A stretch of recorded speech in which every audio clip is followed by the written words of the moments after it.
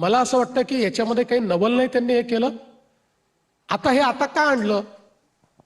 2023ला जेव्हा सगळ्यांनी त्याला समर्थन दिलं आणि 23ला ते मंजूर झालं, याचा अर्थ काय आहे? सगळ्यांना मान्य आहे हाच अर्थ आहे. त्या अर्थाप्रमाणेच हे विधेयक आणलं होतं. त्यामुळे विश्वासात घेतलं नाही किंवा विरोधकांची भूमिका माहीत नव्हती का? अरे विरोधकांची भूमिका अशी बदलेल, विरोधक अशा पद्धतीनं त्या ठिकाणी एकदम उलटी भूमिका घेतील, डोकं खालीन पायावर होतील असं माहित नव्हतं. सर त्यामध्ये सर प्रियंका गांधींनी एक आरोप केलाय.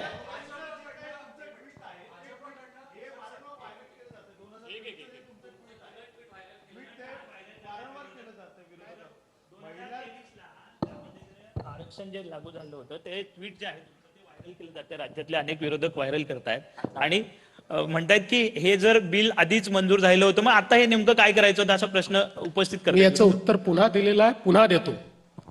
तुम्ही संसदेत नाही त्यामुळे तुम्हाला न समजणं हे मान्य होऊ शकतं, पण जे संसदेत बसले आहे त्यांची अक्कल जर इतकी कमी असेल, म्हणजे मी कोणाला व्यक्तिगत म्हणत नाही आहे, पण अशा पद्धतीने जर ते विचार करत असतील तर मात्र देशाच्या संसदेचं काय होईल ही चिंता मला आहे.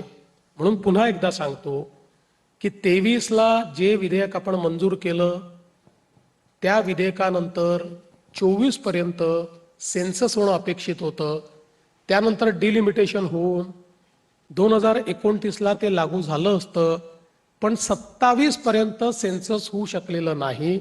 म्हणून केवळ आपण त्याच्यात एवढाच बदल करतोय की जे 21चं म्हणजे जे 24ला सेन्सस होणार होतं त्याच्याऐवजी 10 वर्ष आधीचं सेन्सस घ्यायचं, एवढाच आपण. आता यापूर्वीही 2008 साली जेव्हा आपण लागू केलं, 2009 साली 2001च्या सेन्ससने लागू केलं आहे ते.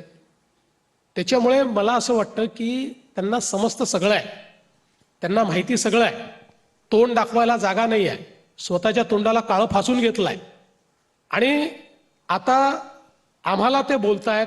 त्यांनी आरसा बघितला पाहिजे, त्यांचे काळे चेहरे, त्यांचे महिला विरोधी चेहरे हे त्यांना येतील.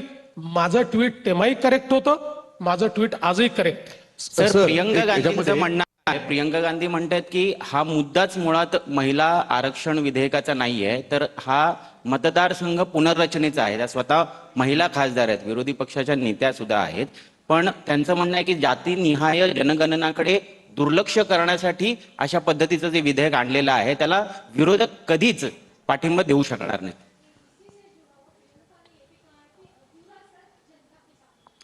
पहिली गोष्ट, मी प्रियंका गांधींना दोष देणार नाही, त्या नवीन आहेत, त्यामुळे अजून त्यांचा पुरेसा अभ्यास झालेला नसेल म्हणून पुन्हा सांगतो. कारण त्या 2023 नंतर आलेल्या आहेत.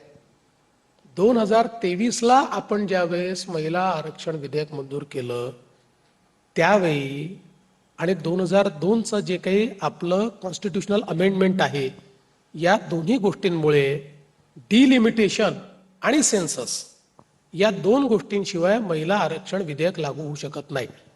म्हणून डिलिमिटेशनची प्रोसेस सुरू करणं आणि सेन्सस न झालेलं असल्यामुळे 2011च्या सेन्ससनी ते डिलिमिटेशन करणं, या दोन गोष्टी केल्याशिवाय 2029 मध्ये महिला आरक्षण विधेयक लागू होऊ शकत नव्हतं.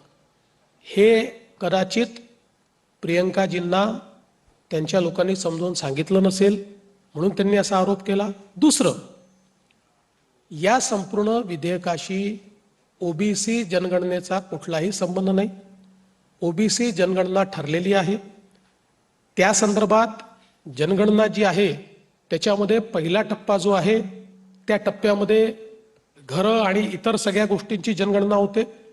त्यानंतर व्यक्तींची ज्यावेळेस जनगणना होते त्यावेळी अशा पद्धतीनं जातनिहाय जनगणना पहिल्यांदा इतक्या वर्षानंतर, कारण याच्यापूर्वी सेन्ससमध्ये जातनिहाय जनगणना झालेली नाही, 2031 नंतर झालेली.